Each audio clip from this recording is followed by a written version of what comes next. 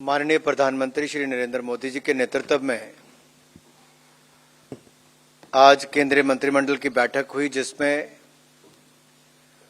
भारत के शहरों के लिए ग्रीन मोबिलिटी को मद्देनजर रखते हुए, पर्यावरण को ध्यान में रखते हुए, वर्तमान और भविष्य के ट्रांसपोर्टेशन के लिए एक बहुत महत्वपूर्ण निर्णय किया गया है, जो ministry of housing and urban affair से जुड़ा हुआ है।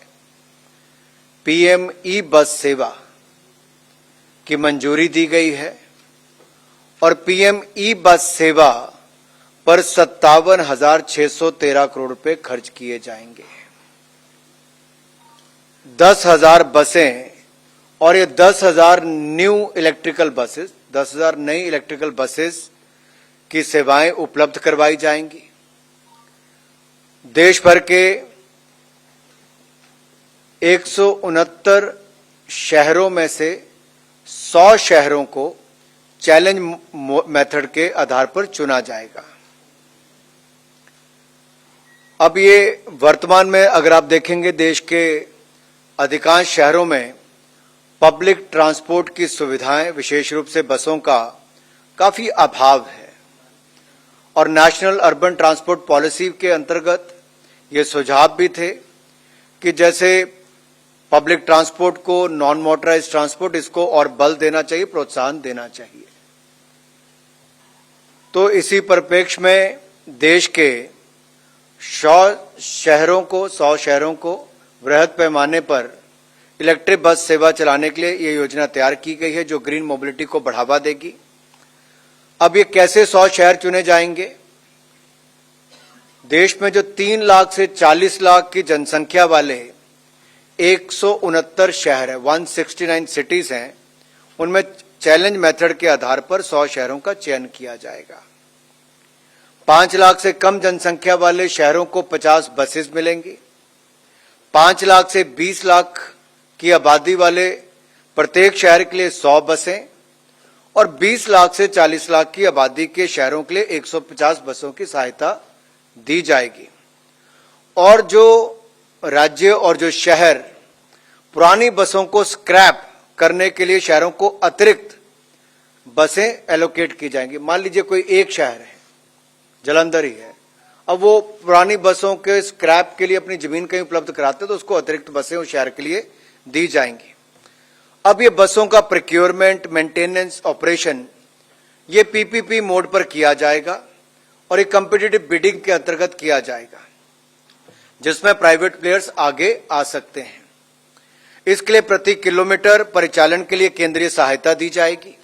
तो जो भी पीपीपी मोड पर आएगा उसको प्रति किलोमीटर के आधार पर चलाने के लिए केंद्रीय सहायता मिलेगी और ये सहायता अगले 10 साल तक मिलती रहेगी। ये स्कीम सन 2037 तक चलेगी। मान लीजिए कोई बस 2025 में शुरू होती है तो 2035 तक उसको उसका लाभ मिलता रहेगा। और पर किलोमीटर देय राशि जो है, ये भी कॉम्पिटिटिव बिडिंग के द्वारा ही चयन का पैरामीटर इस पे रखा गया है। ये जो 57,613 करोड़ रुपए पूरे कुल पीएम ई बस सेवा पर खर्च होंगे, ये 57,613 करोड़ रुपए 2037 तक खर्च होंगे। इसमें से 20,000 करोड़ रुपया भारत सरकार की तरफ से दिया जाएगा। शेष राशि जो है वो राज्य सरकारों को देनी पड़ेगी। जैसे बस सेवा के संचालन के लिए इन शहरों में आवश्यक इंफ्रास्ट्रक्चर की जरूरत है, जैसा कि बस डिपो है या अपग्रेडेशन करनी पड़ेगी। जो डिपो है, कुछ नए निर्माण होंगे, कुछ की अपग्रेडेशन करनी पड़ेगी, जहां पर इलेक्ट्रिक बसेस के पावर इंफ्रास्ट्रक्चर के लिए भारत सरकार द्वारा सहायता उपलब्ध करवाई जाएगी।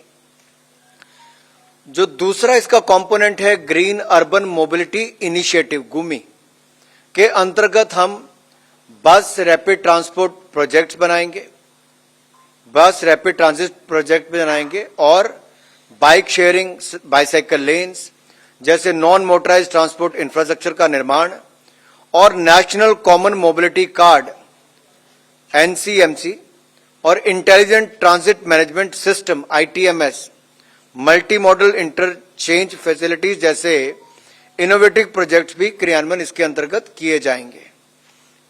इसके लिए भी ग्रीन मोबिलिटी चैलेंज के आधार पर ही शहरों का चयन किया जाएगा।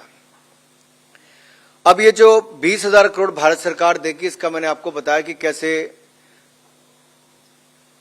अलग अलग जो चैलेंज मेथड के माध्यम से पीपीपी प्रोजेक्ट में चुने जाएंगे।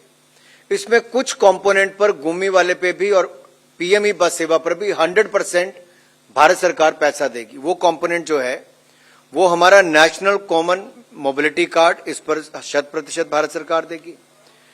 इंटेलिजेंट ट्रांजिट मैनेजमेंट सिस्टम, इसके ऊपर 100% भारत सरकार पैसा देगी। और इलेक्ट्रिक बस के लिए जो पावर इंफ्रास्ट्रक्चर है, इसके लिए भी 100% पैसा भारत सरकार देगी। जैसा हिल प्रोजेक्ट्स हैं या नॉर्थ ईस्ट हिली एरियाज हैं, पहाड़ी राज्य हैं, या नॉर्थ ईस्ट के राज्य हैं या यूनियन टेरिटरीज हैं, इनके लिए इनकी जो राजधानी है, इनके लिए 90% केंद्र सरकार का हिस्सा होगा और 10% वहां का स्थानीय। बाकी शहरों के लिए 60% केंद्रीय सहायता दी जाएगी, बल्कि 40% स्थानीय होगी। If you like the video, do like, comment, share and subscribe.